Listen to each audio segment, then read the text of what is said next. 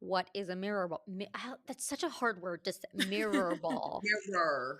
Mirror. Mirror. If you're in New Jersey, it's mirror. It's a mirrorball. Not say half of the R's, just mirrorball. Mirrorball. Hello, and welcome to another episode of AP Taylor Swift, the podcast for Swifties who like to dive a layer deeper into the music. So lean in close, turn up your volume, because class is in session. We're your hosts. I'm Monsi. I'm Jen. And I'm Jody. And we are your unofficial professors of Taylor Swift. Welcome back to another episode of AP Taylor Swift. Today we have a deep dive episode for you. We are deep diving Mirrorball. This is from Folklore, track 6, written by Taylor Swift and Jack Antonoff, and it is a continuation of our conversation from last week's show and tell on feminist theory, an enlightening, if not slightly depressing and enraging conversation. Go back and listen to that one because there might be some things that we talked about there that we won't address here. But before we dive in, Jen, want to remind us how we do a deep dive? Yeah, so we will think about who is the speaker, who are they speaking to, and what is the purpose. I'm really interested in the you in this song and what that means, because this song feels like it'll be really open to interpretation. And normally we go through line by line, but I think I will pitch the idea that for this one we should talk about the title first. Yes, I think we should talk about what is a mirror ball. Well, it's a disco ball. Yes. Yeah. We were talking about why couldn't she just call it disco ball? And I was just thinking that I have a disco ball and it doesn't have any mirrors. It just has lights and it's electronic. So Oh, interesting. I figured it was because disco ball has the connotation of disco that maybe she wanted to avoid. Whereas I think the imagery that she's going for in this song is the reflection from the mirror. It's to be very clear, I think, because I think all mirror balls are disco balls, but not all disco balls are mirror balls. Oh. In the modern era, in the 21st century, I guess you can have disco balls that don't have mirrors, right? Unless you get to go to like an old-fashioned 80s, 70s Disco? like you might not have ever seen like a real mirror ball. Well, mirrorball is, we were talking about this before recording as well, of like, is it regional? And it apparently does not seem to be. It just is older. According to a quick Google and what the Oxford English Dictionary will tell me for free, the earliest known use of the word mirrorball is the 1880s. So It is quite old. But then we ended up in the discotheque disco craze and the word changed. And I think there's a couple of things. As we get into the song, we'll see there is definitely like a dance floor potentially involved in this metaphor. So it's not that it's not a disco. It could be interpreted as a disco. But the word mirrorball, I was also thinking about the word mirror itself. Right. And a couple of interesting things about it. I mean, the etymology of the word it comes from Old French, and it means you go back a little bit and you get a reflecting glass. Okay, great. And if you go even earlier in the 11th century, it just means to look, to observe, to watch, to contemplate. And you could also go back even more into some Latin, and it means to look at, but it's a word that's a variant of to wonder at and to admire. So it's not that it's not in a disco, but I think the word mirror, when you're looking at a mirror, you're not looking at the object. You're not looking at the mirror. You're looking at yourself. Like there's something really complicated that happens when you interact with a mirror, because you are physically looking at the mirror, but you're not like studying the mirror. Like when I'm looking at this screen right now, I'm looking at the words I'm reading. I'm looking at you two. But when I'm looking at a mirror, I'm just looking at my own reflection. I'm not engaging with what is this actual item I'm physically looking It's the reflection. You're looking at you, but it's not really you. Right. Can you really see yourself? Yeah. No, my main point is when you're looking at a mirror, you're not looking at the object of the mirror. Right. But I think that's the whole intention of this metaphor of, can you ever see yourself the way other people are actually seeing you? It's taking a step further. Mirrors is all about the reflection, and now we get into what is that reflection. Yeah. And so it starts out with, I want you to know I'm a mirror ball. Yeah, and I think that's the point I wanted to bring up too with that is if she's the mirror ball or if I am the mirror ball, no one's ever looking at me. that's kind of the point I was making with the mirror, that I don't really exist. You're showing other people. Right. I'll show you every version of yourself tonight, which I think is the thing that always confused me about this song, because you're starting off by saying, I'm going to show them you the many versions of you. And to your point, Jen, the who is the you is really interesting here. I also because think the fact that it's sang tonight in one of our other songs that we deep dove, we spent a lot of time talking about this night. And I feel like here also I'm like thinking about that, because I'm like, what is the version of you tonight? We're just grounding ourselves in a setting of one moment in time. But then I think later on in the song, it also extends beyond that. And I think the mirror ball imagery, again, if it was a disco ball, it has different things, but it's a mirror ball. So every version of yourself tonight, it's not just a mirror, which is one version. It's not a disco ball, which is a party thing. It's a mirror ball. It's this mix of both, where it's a fragmented picture of mirrors, which is like so specific. Yeah, but it still does have some party undertones, because she says, I'll get you out on the floor. Yeah. Shimmering beautiful, which could be both the mirror ball itself or the people on the floor. Because mirror balls do reflect light and they add glow to all the other things. So the shimmering does not have to be the ball itself. Yeah, I was going to say, but again, the shimmering beautiful isn't the ball. It's how the ball makes the room look. Right. Right. Yeah. The floor could be the one shimmering beautiful. Right. If you're at a party with a disco ball, like you might be like, oh, there's a disco ball, but then you look away to see the lights around you and all that stuff. You're not going to stare at the disco ball for a super long time, usually. Yeah, this last line, when I break, it's in a million pieces, kind of comes out of nowhere. It's like escalation. Wait, all of a sudden you're breaking? And that's where it starts to shift to, again, the depiction of the mirror ball.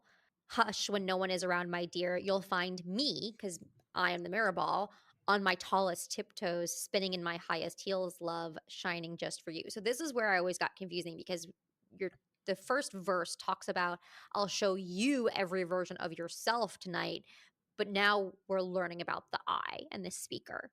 Well, and I'm not fully convinced it's the same you, that the like, I'll show you every version of yourself, get you on the floor, could be different than the my dear. Like, it could be potentially a plural you of hello to the world around me. I'm just going to be whatever you need me to be. But even when no one is around, for you, my chosen person, interesting. I'm still shining for you, which I always saw it as the same you, but we can keep going. I think. Yeah, I was thinking about how it could just be a broader you. I feel like there are some specificities in the song. The reason that I called out version of yourself tonight, but also the my dear call out, I do think that the song is potentially just dedicated to one person. But yeah. Oh, I always saw it as a broad you. I'm right now converging on perhaps just one person. Interesting. And I'm saying it might be both. So we're covering the spectrum, which is great. Great. We don't know what we're talking about. In this second verse, is really where we get the personification, more of the personification of the mirror ball as the shiny object that's trying to perform. You'll find me on my tallest tiptoes, spinning in my highest heels, love. I love that idea of like spinning in my highest heels as a girl spinning like a girl in a brand new dress, but also the mirror ball literally spins. I think that the first stanza, it was very much more clear imagery of an actual mirror ball. And then when it says, I break, it's in a million pieces, the second, like, it feels like that mirror ball is broken in my mind and it's shattered, but then what is left is the female version of that. And the second stanza to me feels much more about the person who is the metaphor for the mirror ball. I like that. Well, and we talked last week about the idea of the mirror ball of like, and some lines later, as the shattered edges glisten, of being uncomfortable to perform the femininity that is needed, and talk about being uncomfortable to perform femininity, high heels. Yeah. Tallest tiptoes. Yeah. tallest tiptoes, and my highest heels, love. I'm almost imagining ballet flat level. And that really goes to the male gaze, right? Where women putting on heels. They're painful. Yeah. It's some women might wear them for themselves. I wear them because it makes an outfit look good, but does it look good to me or am I wearing it for other people? There's that internalized male gaze, whether or not I'm conscious of it when I'm putting on the outfit. I know we try to separate the speaker out of this, so it's not super relevant, but I do love, like, one of my favorite outfits that Taylor has ever worn is actually her, like, mirrorball outfit that she has. She talks about it in Miss Americana. I think did she wear it to the Grammys? The AMAs, I think. AMAs, maybe. Yeah, it's like all mirrors. And one thing that I remember from that documentary is, as beautiful as she looked in that outfit, I remember her saying she can't move at all. She couldn't breathe. Someone had to put in earrings for her because she couldn't lift her hands. Everything was frozen into place and she was walking like a little robot. And I always think of that because it's one of my favorite outfits. It was so beautiful and yet very painful to wear and very uncomfortable. Guys, I just realized that the first verse is not the verse, it's the chorus. Yeah. It opens with the chorus. It is an interesting format to bring up. Is it? Maybe because it's not. It's one stanza, another stanza.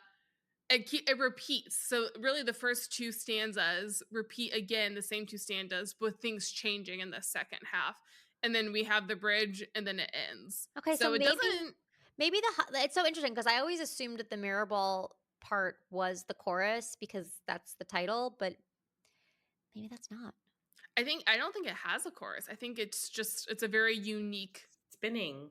Yeah. Let's see what it is spinning. Genius says. Genius lyrics mirrorball, because I think it usually tells you the chorus. Yeah. It's okay. So it says this says that the first verse is a verse and that the chorus is the hush when no one is around, my dear. Oh, interesting. I kind of feel like it really doesn't matter. Yeah. Yeah. Because it's just it's like A B, but it's like A B from a poetry perspective, correct? Which is what we're doing. Jody, we were talking about how it just feels like it's spinning.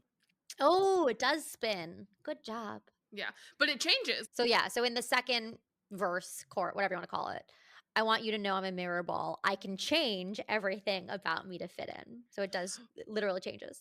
Yeah. If we go back a second, though, the hush, and then hush when no one is around, my dear, then hush. I know they said the end is near. Oof.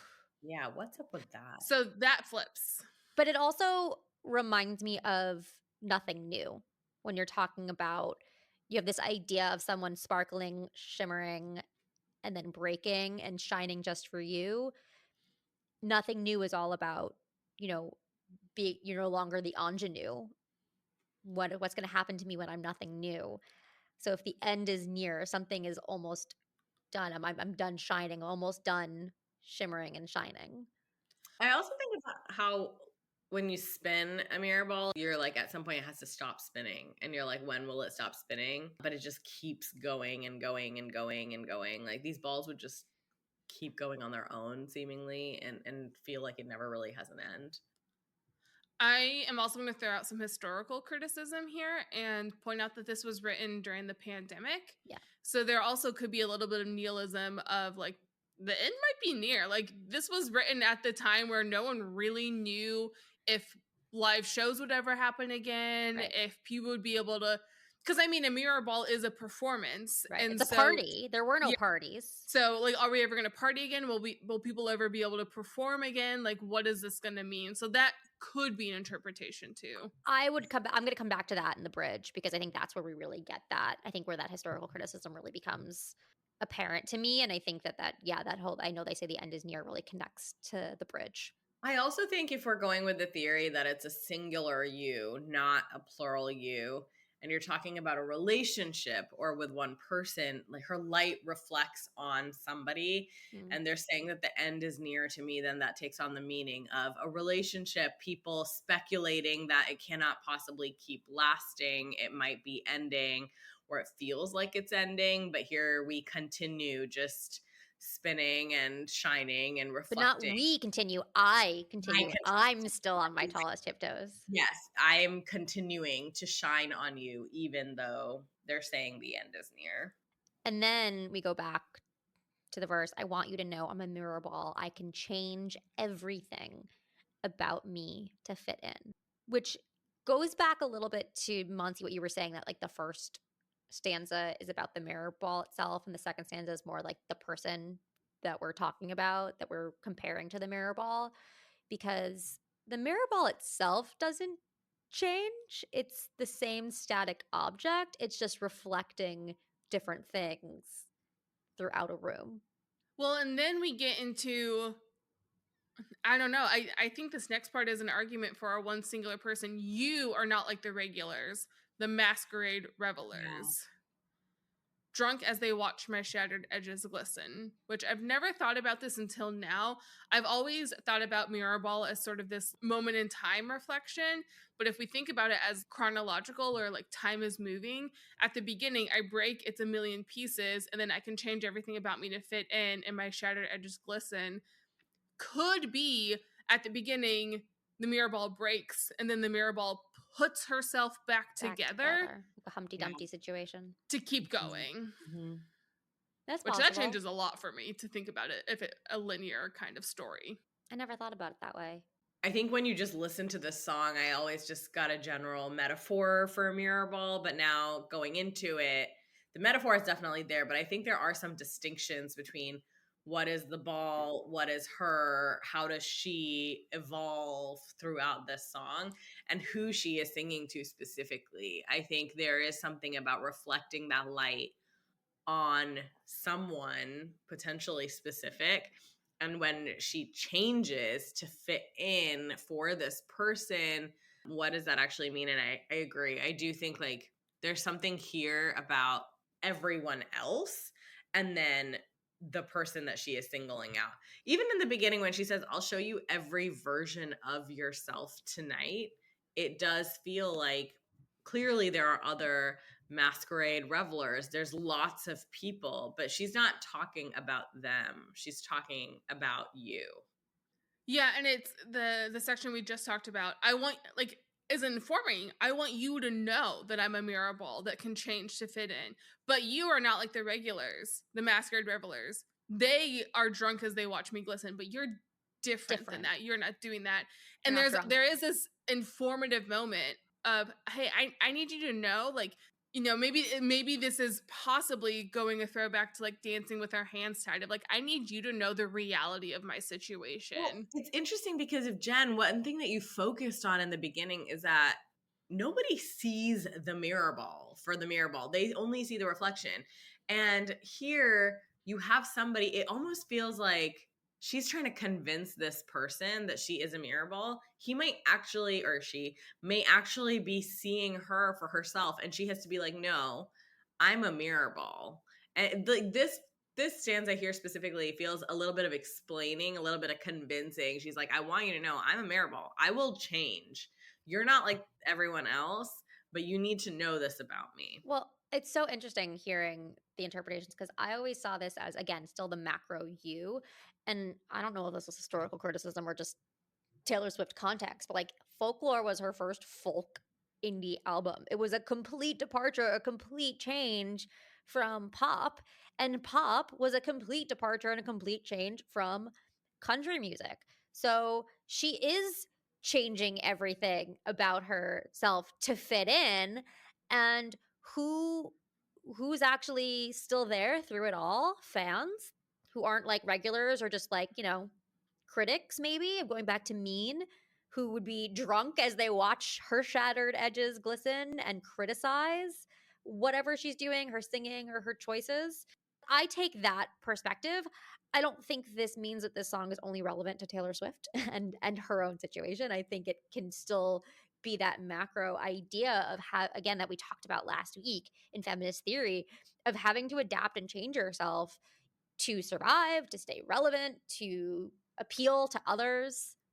I think in both of these interpretations, She's still singling out an audience. Yes, correct. She's separating people into people or person into distinct groups. If it were her fans, she's separating them from everyone else and saying, this song is for you, this narrow group of people. You are not like the rest. You're not like these other revelers. And I need you to know I'm a mirrorball. Right. She's revealing her true quote unquote identity, or not identity, but like revealing something about herself to a specific person or group of people.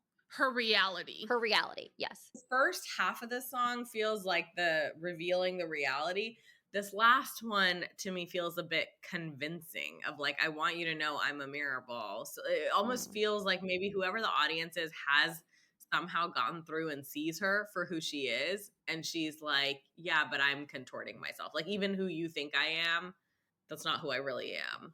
I'm reflecting you back to you versus showing you who I am. Yeah, because like she's already said this audience is different from everyone else. To me, that implies that they've been able to see something that others haven't been able to see. So maybe they have been able to see the real quote unquote her, but she is trying to clarify even to this audience that that's not really the case. I'm actually a mirrorball, so you will never see the real me.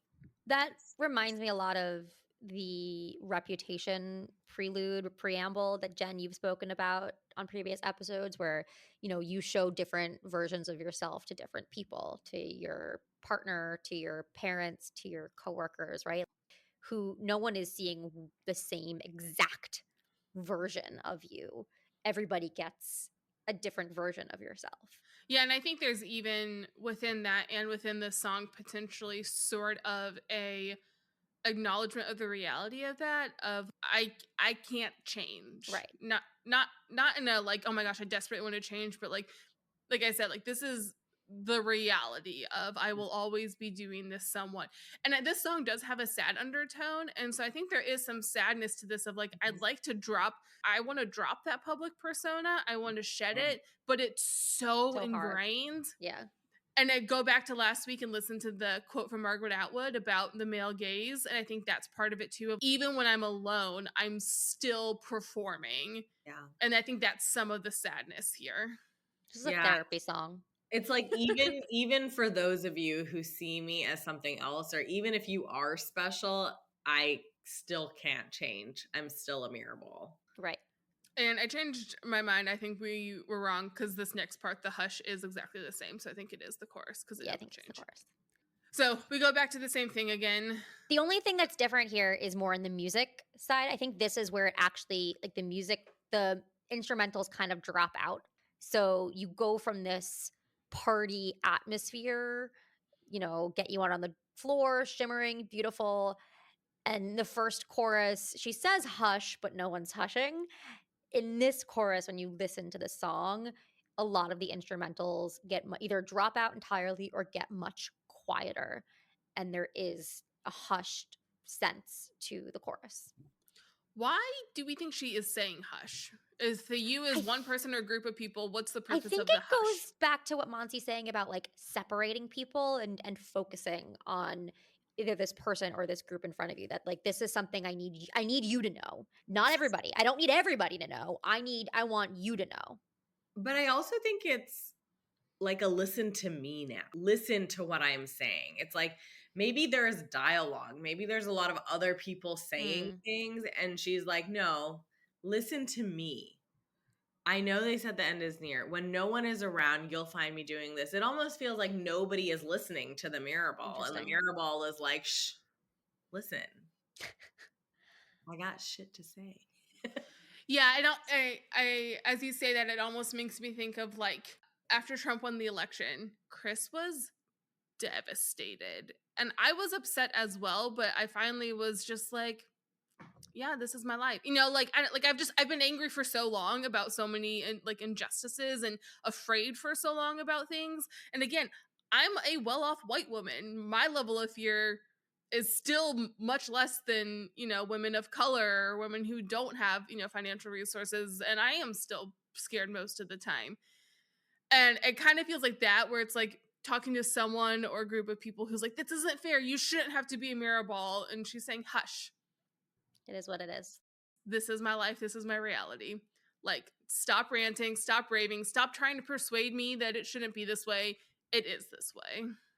I also think that the term hush has a little bit of a chiding connotation. You imagine a teacher, a school teacher telling the kids to hush, or a mother telling the kids to hush. Here you have Queen Taylor, or speaker who is maybe in some limelight, the center of attention, clearly presiding over everyone. Mirrorballs hang above the crowd, and it does feel like this person is saying hush to all you little people, kind But of. also, have you ever tried to hush a crowd? Yeah. That's real hard. So I think there's an element here of like, can she? I think there is a power dynamic to that too, for sure. Like, a mom can definitely do it. But I also think, first of all, I think if at the Eras Tour, Taylor had been like, everyone be quiet for 30 seconds. 100%. Like, it reminds me of pin drop quiet. Oh, yeah. Like, I remember back in the day, this is about to be a sports reference, when the Colts had Peyton Manning and were like winning the Super Bowl, having a great time. I remember going to a game once, and it was like a really big moment. They had to make a play, and they were like in the huddle, and everyone was like being loud because it's a game. And Peyton Manning just stood up and just moved his arms like, be quiet. And I mean, you could have heard a pin drop in the stadium of 70,000 people, like immediate silence. And like, there's it's a power dynamic. Yeah. Beyonce did that at her concert. She'd have everybody. Yeah. And I agree. I think it is a power dynamic. I also think the word hush, it's not just like shh or like please be quiet. It's like hush. It feels like an order, you know, like it's a command. And she says it very gently in the music, but it does feel like a mother to child or teacher to student. Mother is mothering. Queen to subjects. Like, it does feel like this ruler to minion relationship. Oh, ruler to minion. The use of my dear and love, though, I do keep thinking of, I follow some people on Instagram who will use gentle parenting tactics jokingly for like family members who aren't respectful of boundaries. And it does kind of remind me of that too. Some like a little bit of like satirical gentle parenting. Oh yeah. If I'm calling anybody honey or dear, it's not endearing. It's like dismissive. I do think that that is intentional though, because it to me feels a little, I use the word chiding because I don't think it's quite condescending, but I do think it's a little didactic. Like, it's a little young child, hush, listen. So whoever it is, whether it's one person in a relationship or the fans that have been singled out perhaps from a larger audience, we're applying labels to make sure that you know what the power dynamic is. And then we get into the bridge. We love the bridge. And they called off the circus, burned the disco down. When they sent home the horses and the rodeo clowns.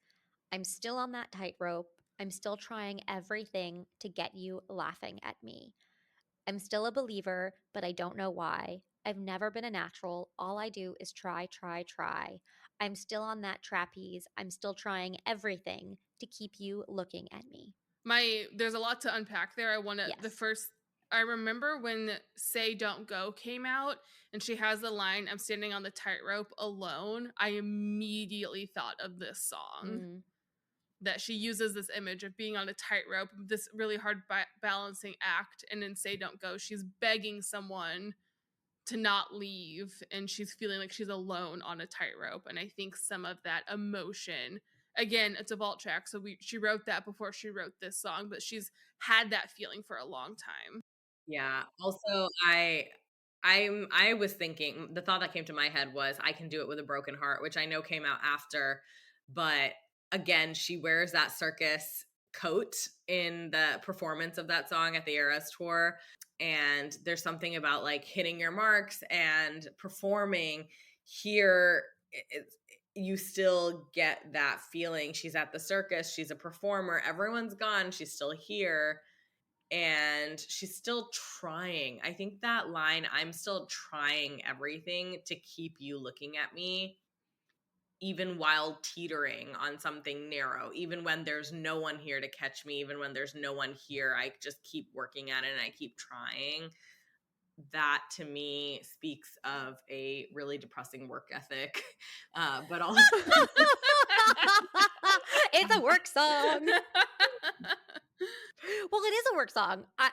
This is where I pull in the historical context of the Yeah. song written in 2020. They called off the circus, burned the disco down. They sent home the horses and the rodeo clowns. There was no performance. There was no circus, no disco, no dancing. Loverfest canceled. Like everything that we did for entertainment, her whole, work life, our whole everything we did gone. Yet here she is. I'm still on that tightrope. I'm still trying everything to get you laughing at me. She was still writing albums. She put out Folklore. Like there's she was still doing what she needed to do to be to be the focus, to have her career moving forward and to give something to fans or to people that she felt like they expected from her. And I think there was a lot of discourse around like, she just can't stop writing. She's prolific, whatever. But this song makes it feel like it was all for you. Like, I do this for you to show you a version of yourself. Like, I do this because I can't stop. I'm a mirrorball. This is what I do. Well, I even think to do some historical criticism that involves Taylor, we know that she disappeared for several years before Reputation came out, and no one really knew what was going on. And I think there's an argument that could be an interpretation of this, of calling off the circus, burning the disco down was like the kind of cultural collapse around her. And yet during that time, we now know she was still working hard to create an album, to plan a tour, to do all of the work that had to go into the Reputation era. To call off a circus, okay, circuses leave, that's fine. Burning a disco down is dramatic, violent. Yeah, it is. It's visceral. You can imagine this building burning, and it's calling off the circus is like, okay, everyone leaves. Burning a disco down is like, this will never exist again. It's gone. It's ashes. Which is what everything felt like at that time, right? That's true. Everything very much felt like we will never have live music again. We will never gather in groups of people again. Like everything did feel that dramatic. But I mean, what's a disco ball without a disco? I think that it's a mirror ball. It's not a disco ball. It's a mirror ball. Okay, what's a mirror ball without a mirror ball house? I mean, it's millennial decor. It sits in the corner of someone's living room and catches the light as it comes in on the floor.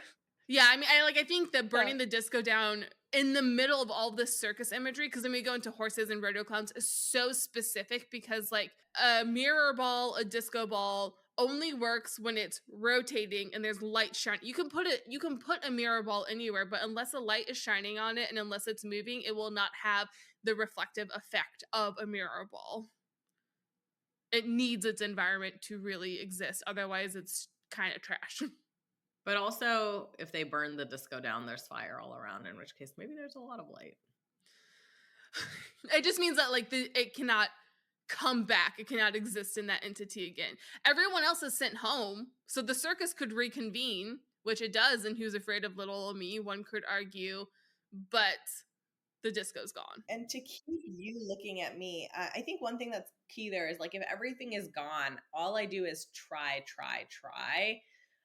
Few things about that. First of all, it's a lot of trying. So it's like, it implies a working hard. It's like everything is gone. I don't have that light reflecting on me. I don't have that environment. So I have to try even harder, and I'm going to keep trying because I want to keep you looking at me. We don't even know if the you is still there. If everyone is gone, I'm still a believer, right? Like everything's burned down, everything is dead and gone. I still believe. I don't know why. Yeah, I just need to focus on shining for you. That's it. That's her purpose, right? You go to this. We always talk about the song's purpose, but like this song feels like it's getting to her purpose a little bit. I don't know if it's a good or a bad purpose. Try. I know we've talked about stay in the past, but that 3 times repetition really does kind of remind me of that, like trying to keep the person to stay even when they're leaving, that emphasis. And here again, you have it kind of in the same context of I try to keep you looking at me. So I thought that is interesting. And then just to play devil's advocate really fast, now I know we're kind of leaning on like the career route, but if we're just trying to like separate and make this like a song by itself, regardless of the writer, in a relationship too, I think this is a really powerful chorus. Yes, it's still, totally, bridge. Absolutely. It still applies this idea that, you don't really have anyone rooting for you anymore. You like the the whole show and the facade is gone. Nobody is really watching, and yet I'm still desperately trying to keep you interested in me and keep you looking at me and keep your focus on me. This actually super, I think, gets into toxic relationship territory of just like never being seen for the real you, but wanting to keep somebody attracted like a moth to a flame. I mean, it doesn't even need to be a romantic relationship. You look Yes. at trying to show up for a parent Exactly. or Yeah. for your family and trying to be the Absolutely. person your family wants you to be. And it's like, there's nobody around and I'm still trying, right? I am not a child anymore. And I am still on that tightrope, still on that trapeze, Yes. trying to be the person that everyone you wants you to expect. be. And it's exhausting. I think that is what, like, this bridge feels tiring. I'm tired listening to this. Yeah, I was going to say that with the circus imagery, because we don't really get circus imagery until the bridge, but I think what it does is it emulates this concept of physical exhaustion. Doing a trapeze is a lot of physical work. And when you think about a circus, it's people sitting in their seats, Watching, eating some popcorn, watching someone do like the hardest workout. Death-defying. Not even a hard workout. Yeah. Death-defying. Risking your life. Yeah. But like even like if you think about the training when it's not death-defying, like these people are doing, I mean, if we want to make this a little tailoring, go back to the Eras tour. The amount of work she put in to be able to perform at that level is absolutely insane. And after 3 hours of standing, I was like, my feet hurt. I want to sit down for a while. Let's do like 1 hour of standing.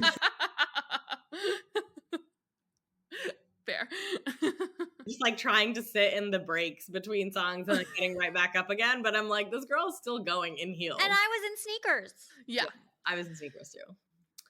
But I think that that's why the circus, like, it adds that level of exhaustion of, like, the amount of work that this person is putting into being a mirrorball. Again, a mirrorball where the disco's burned down. There's no place left for the mirrorball to really, like, exist as it's intended to exist. Yet it is still putting as much work as possible into being that thing.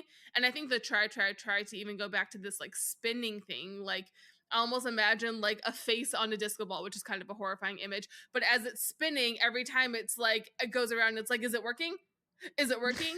Are you still looking? Like it has that kind of image to me. Yeah. And it's emotional. We talk about work and exhaustion. It's emotional work and mental work, right? Like not necessarily physical. The idea, tightrope and trapeze are physical, but I think that's a metaphor for the mental and the emotional work and the mental and the emotional precariousness of the way the speaker is feeling. Yeah, which if this is, again, very rarely, it's her work, it's not her personal life. If this is about Taylor a little bit, she did the physical and the, like, every element of that. It's so funny because I don't think I naturally would have connected this song to I Can Do It With a Broken Heart, but now through this conversation, it really does align very beautifully to I Can Do It With a Broken Heart. Yeah, it's almost like the precursor. Yeah. It's so interesting for me to see the different points at which you see these themes emerge through her discography, because you can understand how she has been feeling some of these ways for a long time. Well, and we also connected the circus to Who's Afraid of Little Me, and you've brought it up so many times, Jody, about how that platform was mirrored when she performed it. Yes, that you were essentially watching yourself, and I think that goes to the you, right? I think it's interesting when we talked a lot about the Tortured Poets Department this summer because we did like, I don't even know, 10 episodes on it. We talked about how unique it was, how many of the songs seemed to talk to the fans and be a commentary, but Daddy, I Love Him, Who's Afraid of Little Old Me. But I think she's been doing this for a while. I think she's actually been talking to the fans for a really long time. Every one of her songs is actually about fans. It's never been about a relationship. She doesn't ever talk about men. She only talks about her fans. Never dated a man in her life. New conspiracy theory. I think the beauty of a lot of her songs is that sometimes I think it is actually both. It's the universality of the lyric. And I think that's why. But I think she also tries to draw parallels between her relationships and maybe what's going on in her life at that time. And of course, she's a mega superstar. So that's just a part of who she is. To the point of this song is like, she is the mirror ball. Like, I mean, should we go into our purpose if we're talking about? Well, I did want to throw out, because it ends, because I'm a mirror ball. I'm a mirror ball. I'll show you a version of yourself tonight. To the point you were making, Monty. About tonight. There's a tonight again. Yeah. I think I do think that there's a moment in time, but she has found a way to extend it beyond that moment of time too. And I think this happens a lot in the music where it'll be like one really specific thing, and she almost uses that as a metaphor for the phase of life that she's in. So I do think it can be both. I think it can be the fans or a larger audience. I also think it can be a point that she might be in her relationship with somebody.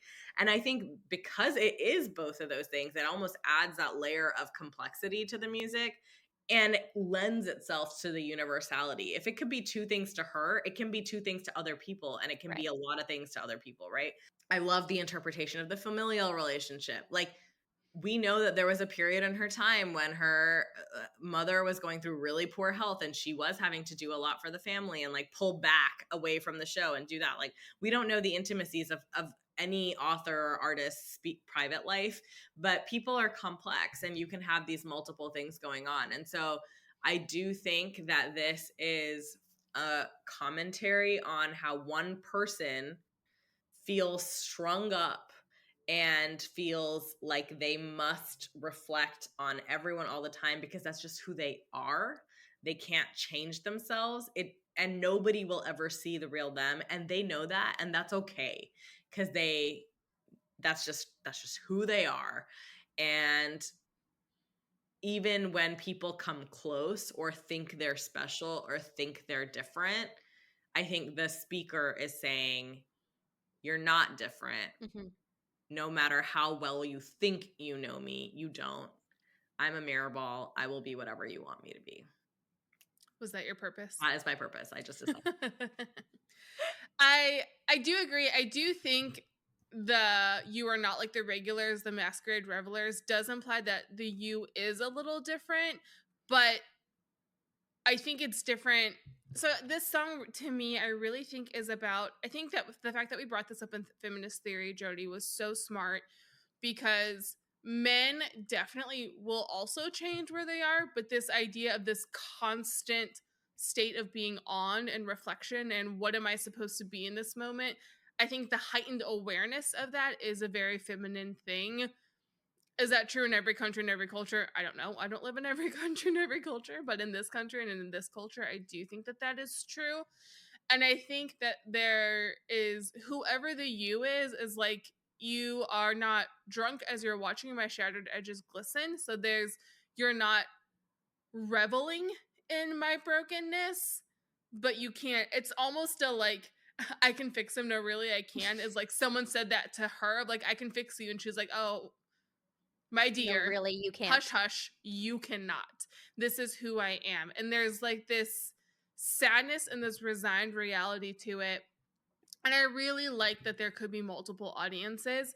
And we've said this about a lot of songs, that it's like a therapy song or it's a song that's reflecting of you. But I think that is really true for this, that like, if you, homework assignment listeners, if you go through this song and you kind of think of like, who would the "you" be for you? Like, that's some self-reflection of like, who do I feel like I'm mirrorballing for right now? Or who am I like really performing for?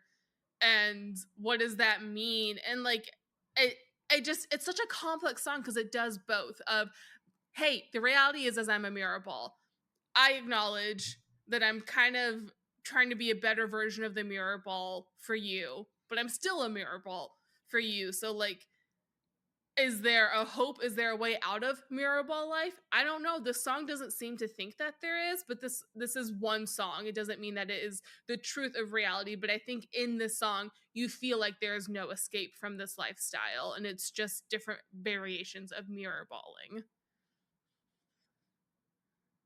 Absolutely.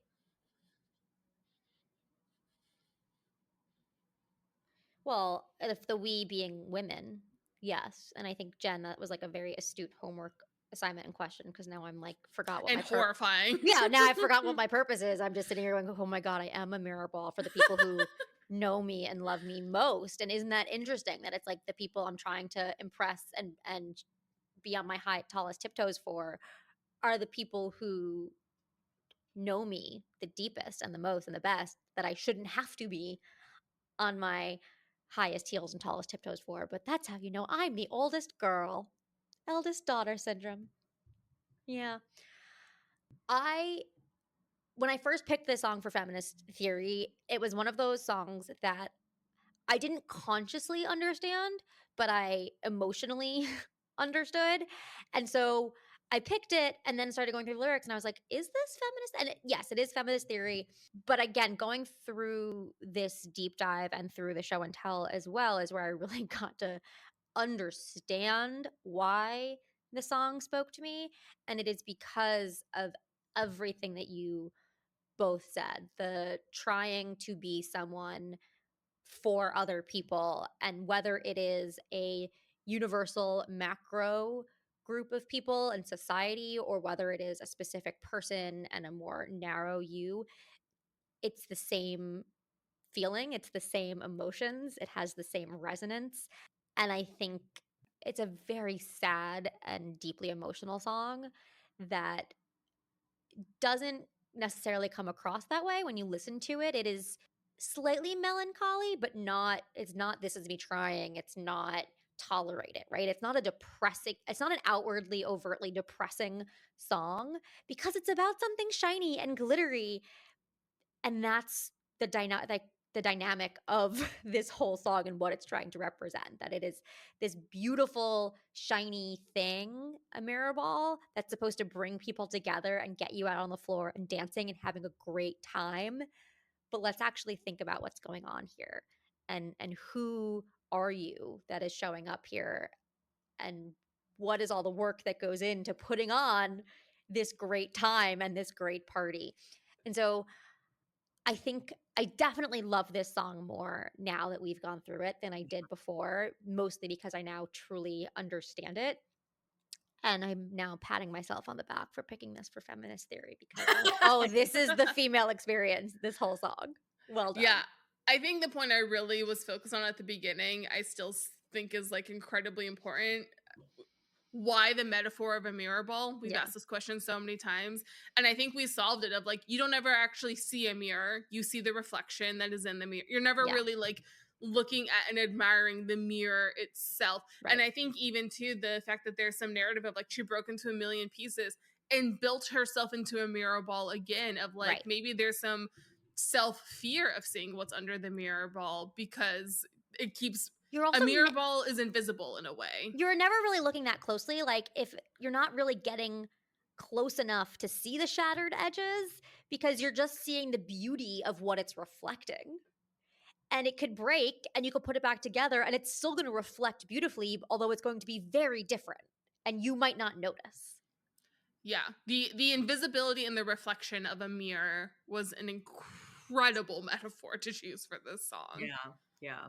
Also, has anyone seen how people have, this is the lighthearted version of this, have edited her face and like small versions of her arms and her feet onto actual like disco balls for like memes? And then it just says like, I'm a mirror ball, and it's just like her head sticking out of a mirror ball with just like little arms and feet. Missing the point of the song. I mean, it's a meme. It's not at all trying to say, but yes, they're so funny to me. I don't know why, but it's just this like Taylor Swift head outside of this massive disco ball. It's so funny. I'm like, she wore that outfit for Lover, Miss Americana, which 2019. Yeah. So it's just interesting how long she plays with these ideas and stuff. I know. The Notes app on her phone must be epic. I just watched an episode of Veep where, I don't know if anyone's seen Veep, but love Veep. Where Selena discovers voice memos, and the end of the episode is everyone on her staff just getting like 80 voice memos, and that's what I imagine that like everyone in Taylor's like writing and producing circle, their life is just constantly being like, all right, what's next? Like, I am a mirror ball. That's all I have right now. I'll come back next. Can I get a book from Taylor Swift that is We Are All Mirror Balls and just talk about that? Like, now I want the philosophy of Taylor Swift. I think we're gonna have to write that book until she comes out with it. Going to tell us how we're mirror balls, just everyone on this planet, and what that means for us as a human race. Oh, as a human race. Wow. Yeah. You don't have high expectations of her at all. If she could solve all of our problems, honestly, would love that. Well, you have a whole week to reflect on your life philosophies until a new episode drops. So until then, keep listening to Taylor Swift, think about philosophy, and we'll catch you next week on a new episode of AP Taylor Swift. That's all we have for you today on AP Taylor Swift. Be sure to rate and review us on your favorite podcast app. Follow us on social at AP Taylor Swift to stay up to date, and join us next time as we overanalyze and deep dive into the next Taylor Swift song on AP Taylor Swift.